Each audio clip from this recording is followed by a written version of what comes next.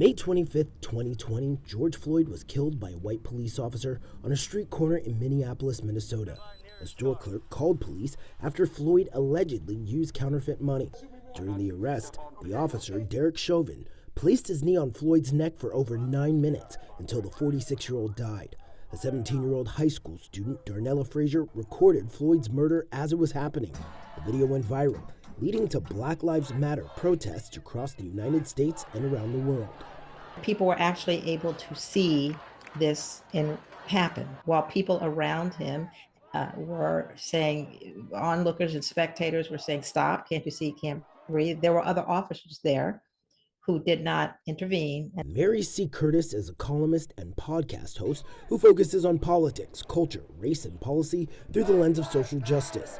She says Floyd's death was a catalyst for a national racial reckoning in the summer of 2020, bringing renewed attention to the American police reform movement.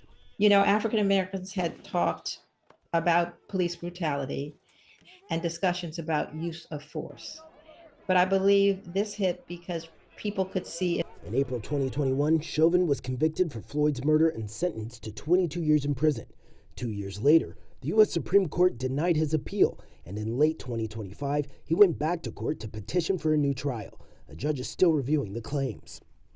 There was accountability, and he is serving time for this. You cannot take away the fact that in our system of justice, this is not supposed to happen. A police officer is not supposed to be judge, jury, and executioner. Shortly after Chauvin's conviction, the U.S. House of Representatives passed the George Floyd Justice and Policing Act to improve accountability and transparency in police departments. However, the legislation stalled in the U.S. Senate. The bill was reintroduced to Congress last September, but it faces an uphill battle becoming law under the current Trump administration. We have seen that this administration has tried to basically say that racism, these kinds of things, that was a thing of the past, they don't exist. So they've, their efforts to do away with diversity, equity, and inclusion policies in everything from law firms to universities to the federal government's hiring of employees has also seeped into this issue as well. This summer, the city of Minneapolis will begin construction on George Floyd Square. Over the last 6 years, the location of his murder has become a living memorial. City planners say they're redeveloping the site to honor Floyd's memory through healing and community connection. This person has rights, and we all do.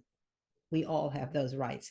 And I think there was a reckoning because it forced people to just think about that. Walter Morris, CGTN, Washington.